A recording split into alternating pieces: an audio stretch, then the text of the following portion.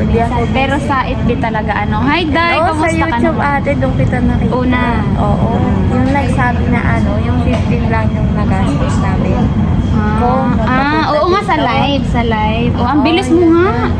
Kamusta ka naman, Day? Ano? Ilang months? Months na ba? Isang buwan. Oo, sabi ko na nga ba. Kamusta naman? Okay pa? Okay pa? Ganun talaga, Day. Ganun talaga sa una. Okay pa. Okay pa. Pagka ano. Continue mo lang. Ano bang mga nararasan mo? Konting tapyas lang. Ano?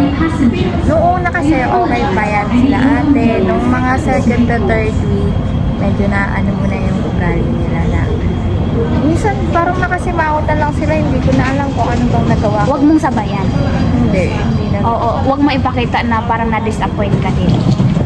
Ano din, parang pakita mo pa rin na positive side mo. Ganun. Kasi, Nakagulat lang minsan kasi diba parang bigla sila nangyari. okay lang yan. So, gawin mo lang yung best mo na makasurvive everyday until both side kasi yan nag-a-adjust. Ako 1 year din, ay, isang kontrata din ba? Nung nirenew nila ako, parang doon ako nakahinga. Sabi ko, meron pa rin pala silang nagustuhan sa akin. Sabi ko, yan. Diba? Ako mismo sa sarili ko, parang hindi rin ako confident eh. Diba? Bilang first timer, hindi ako confident din yung mga complaint. Until now naman, lalo na sa pagdating sa pagluluto. Oo nga. Yan, isa pa yan yung pagluluto. So, until now, may ganun. O kahapon nga, hiyang-hiya na naman ako kasi si amo kong babae ang nagluto. Sleep na ako. Oh, ganun. Ay, ikaw talaga sana. Sa amin naman ate, ako na yung pinagluluto. I-share ko sa'yo yung ano ko.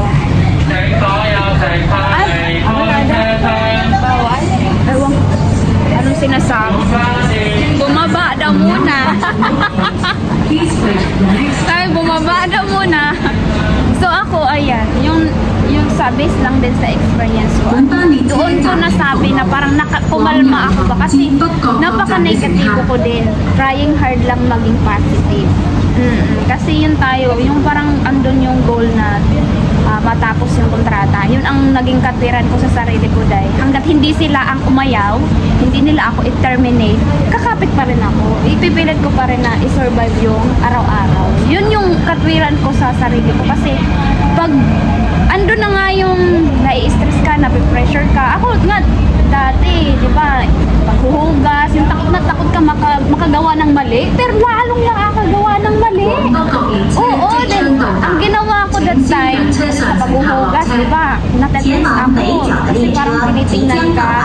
Then, ang ginawa ko, parang maalis yung sa utak ko dahil na, baka magkamali ako, baka makabasag ako, lalo tuloy na sabi kung saan, basag na naman, yung takot na takot ka paano sabihin, pero kailangan mo sabihin kasi yun yung nakalagay at sabi nila, pag nakasira ka, kung itatago mo, malalaman pa rin nila.